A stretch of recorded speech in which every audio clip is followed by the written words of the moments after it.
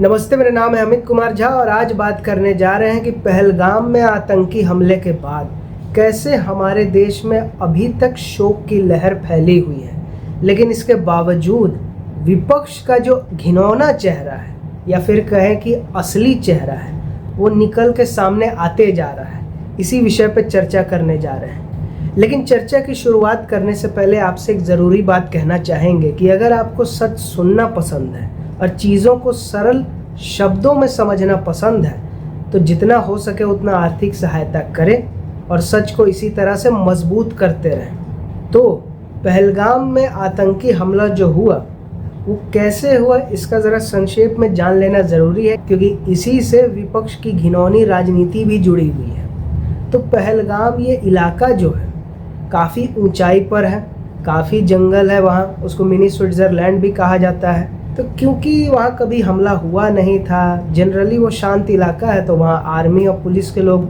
होते नहीं थे और वहाँ क्योंकि इतना ऊंचाई पर था तो गाड़ी से लोग जाता नहीं था, या तो घोड़े से जाता था या खच्चर से जाता था।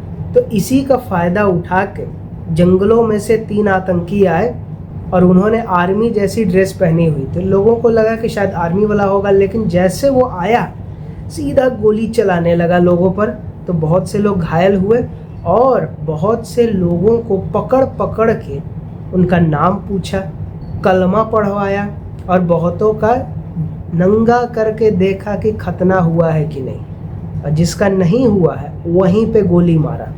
ये है हैवानियत की हद। तो मतलब मकसद क्या था कि जितने भी गैर मुसलमान यानी कि काफिर थे, चाहे हिंदू हो, क्रिश्चियन हो, कोई भी हो, सबको मारा, सबको मौत के घाट उतारा। अब इसमें जो है एक मुसलमान भी मारा गया। अब इस एंगल का बात आगे अभी करेंगे।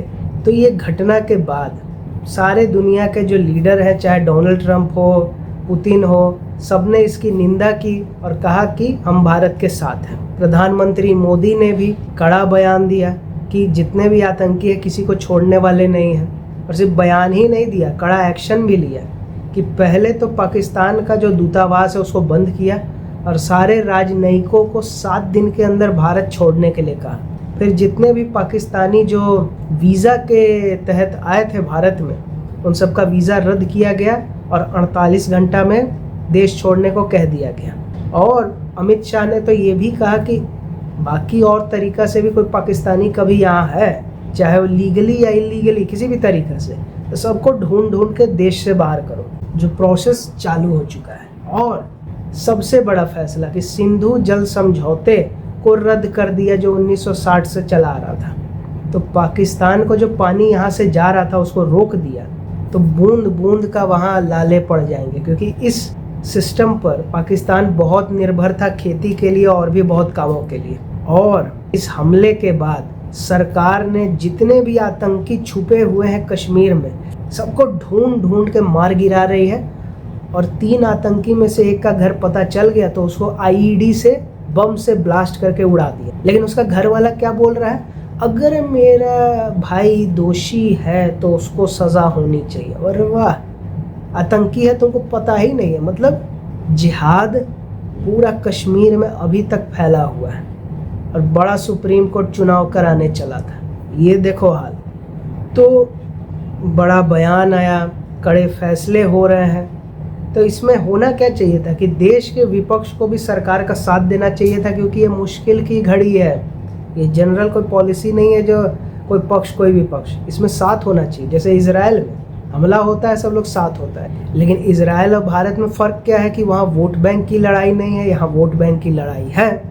तो इसलिए यहाँ एकजुट होने का तो सवाल ही नहीं। तो भले ही शुरू में दिखावा किया सबने कि नहीं हम सरकार के साथ हैं, कड़ी कार्रवाई होनी चाहिए, लेकिन जैसे समय बीत रहा है असली जो चेहरा है वो निकल के अब सामने आ रहा है। या देखा जाए कि जिस दिन हमला हुआ उसी दिन से झलक दिखने लगा, क्योंकि राहुल गांधी ने बयान क्या दिया कि जो कुछ हुआ वो बहुत बुरा हुआ, हम पीड़ित परिवारों के साथ हैं, लेकिन अमित शाह को इस्तीफा देना चाहिए, क्योंकि प्रधानमंत्री मोदी के जितने भी दावे थे शांत कश्मीर के वो सब खोखले निकले।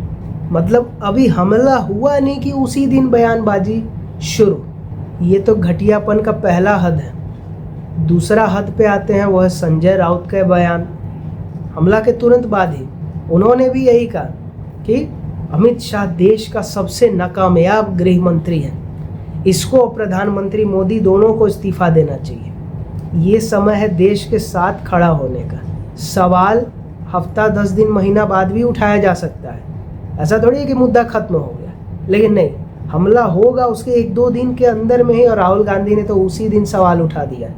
अब आते हैं तीसरे हद पे, वो है असदुद्दीन ओवैसी का। तो जैसा कहें कि सिंधु जल समझौता को रद्द कर दिया तो पानी भेज नहीं रहा है, तो ओवैसी ने जो बड़ा नाटक कर रहा था कि हम तो देश के साथ हैं, वो मुसलमान हो ही नहीं सकते, ये और वो, अब क्या कह रहा है कि वहाँ पानी नहीं जाएगा तो पानी का क्या होगा।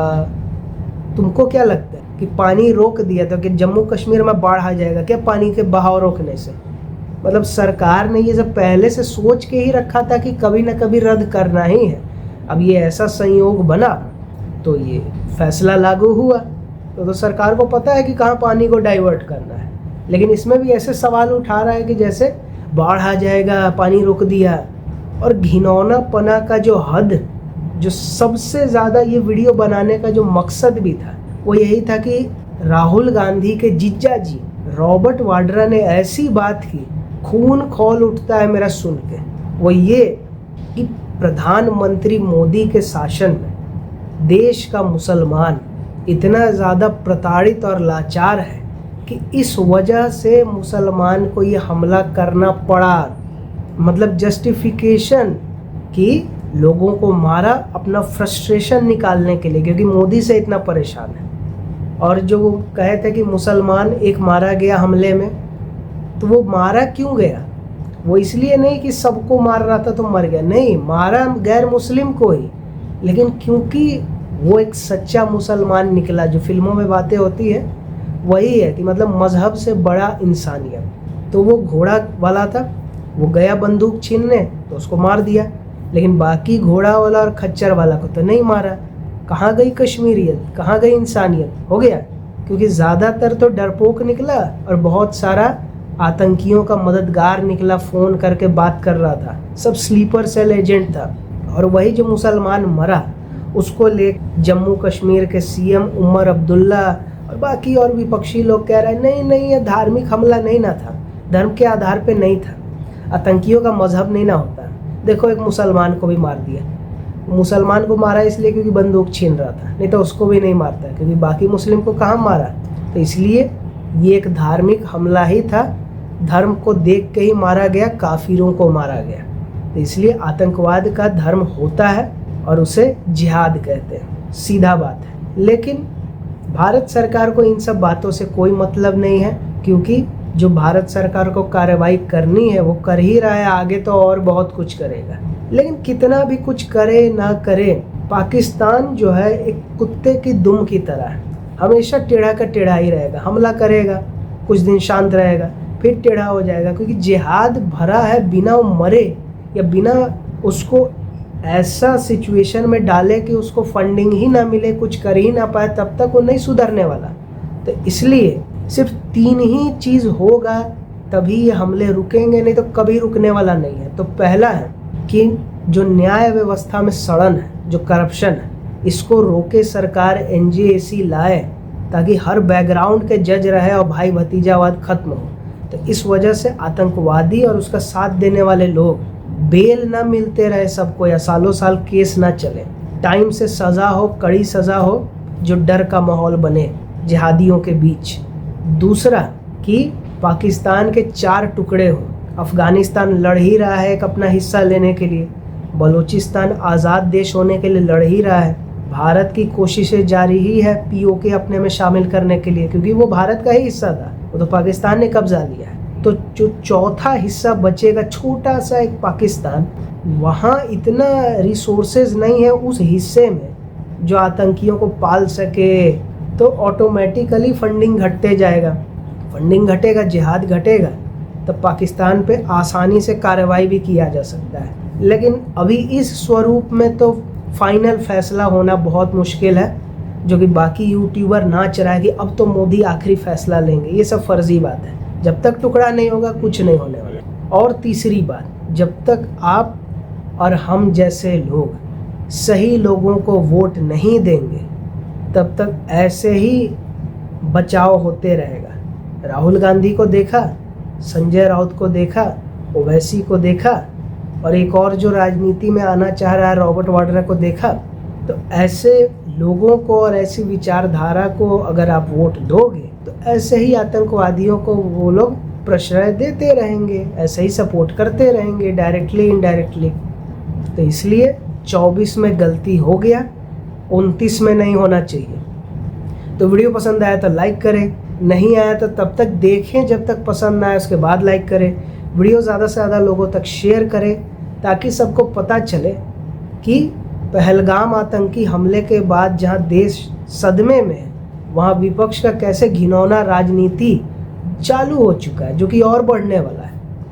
और कमेंट करके ये बताएं कि वीडियो आपको कैसा लगा, आगे किस विषय पे देखना चाहेंगे, और सब्सक्राइब करके द अवेयर आर्मी का हिस्सा बने, क्योंकि टॉपिक कोई भी हो, खबर कोई भी हो, सही जानकारी के साथ सही विश्लेषण आपको यही जानने और समझने को मिलेगा। क्योंकि बाकी जगह तो ऐसी ही हेडलाइन और खबरें हैं कि मोदी अब करेगा फाइनल हमला, ये सब बंडल बातें हैं। और मेरे आप इंस्टाग्राम चैनल को भी फॉलो कर सकते हैं। और वीडियो देखने के लिए बहुत धन्यवाद।